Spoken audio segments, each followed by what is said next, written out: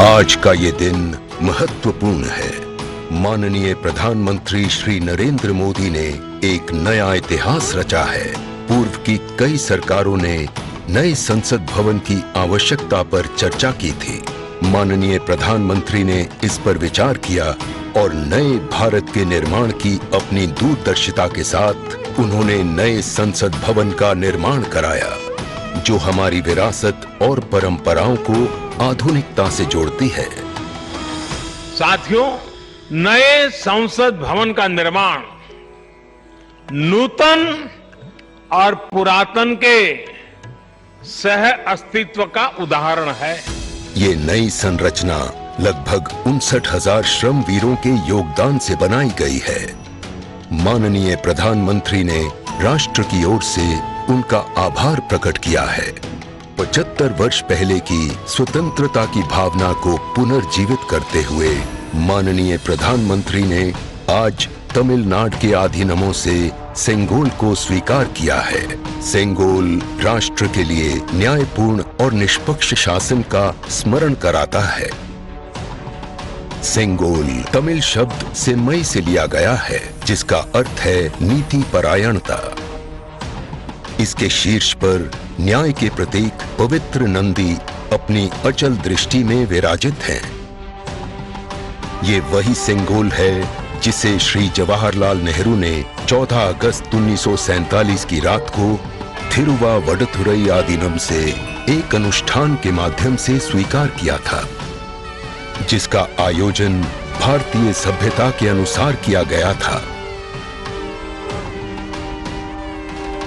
उसके बाद इस पवित्र सेंगोल को यथोचित सम्मान और स्थान न मिल सका, जो मिलना चाहिए था। कहानी मुड़ती है तमिलनाडु के कांचीपुरम की ओर, जहां पूजनीय कांची मठ का आसन है।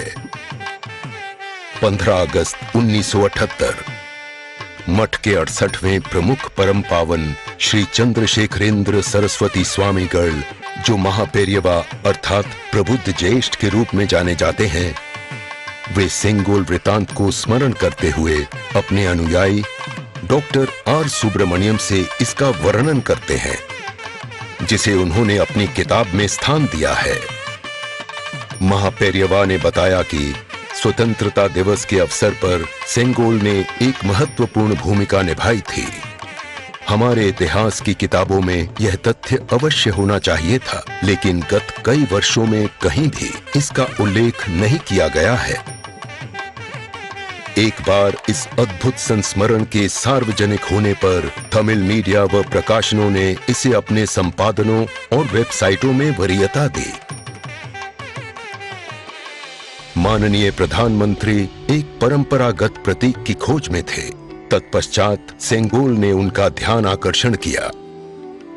उन्होंने इसकी जांच करवाई, जिसका प्रमाण मीडिया विश्लेषणों और पुस्तकों में मिला। आखिरकार सेंगोल की खोज पूरी हुई। यह ऐतिहासिक सेंगोल इलाहाबाद संग्रहालय में मिला। ये चोला साम्राज्य से चली आ रही हमारी भारतीय सभ्यतागत प्रथा है। चोला सदियों तक हमारे उपमहाद्वीप के अग्रणी साम्राज्यों में से एक थे। सबसे महत्वपूर्ण बात यह है कि सेंगोल के प्राप्तकर्ता के पास न्यायपूर्ण और निष्पक्ष रूप से शासन करने का आदेश होता है, जिसे तमिल में आणई कहा जाता है। इस विचार से माननीय प्रधानमंत्री प्रभावित हुए। उनके अनुसार जनता के लिए चुने गए लोगों को इस आदेश को कभी नहीं भूलना चाहिए। उन्होंने यह निश्चय किया कि इस अद्वितीय प्रतीक को अमृतकाल के प्रतिबिंब के रूप में अपनाया जाना चाहिए, ताकि राष्ट्र अनंत संभावनाओं से परिपूर्ण रहे। सेंगोल को आज सुबह संसद में उसके सुयोग्य स्थान पर स्थापित किया गया।